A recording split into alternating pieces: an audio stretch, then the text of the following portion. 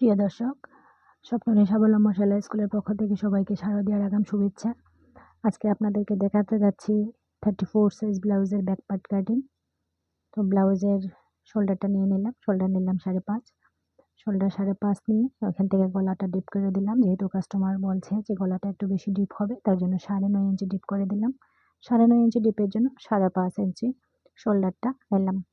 গলাটা আবার একটু চওড়াও হবে, তো গলাটা আমি দিয়ে দিচ্ছি ব্যাক, যে গলাটা পেছন দিকে যে গলাটা দিয়ে দিচ্ছে, গলাটা রাউন্ড শেপ হবে। তো আমি গলাটা দিয়ে দিলাম। এখান থেকে আমি আর্ম হোলের ডিপটা করলাম।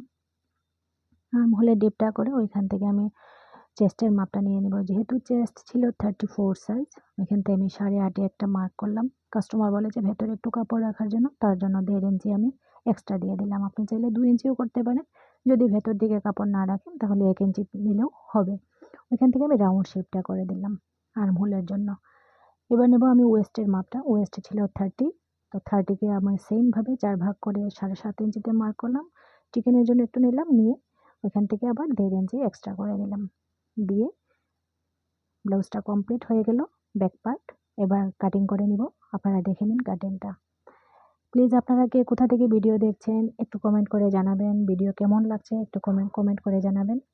আমার চ্যানেলটাকে যারা এখনও সাবস্ক্রাইব করেনি, একটু সাবস্ক্রাইব করে আমাকে সাহায্য করবেন, আমার পাশে থাকবেন। যারা সাবস্ক্রাইব করেছেন তাদেরকে অসংখ্য ধন্যবাদ আমার পাশে থাকার জন্য।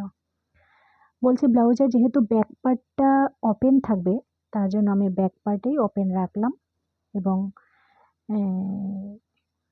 কাটিং করে দেখাচ্ছি গলাটা।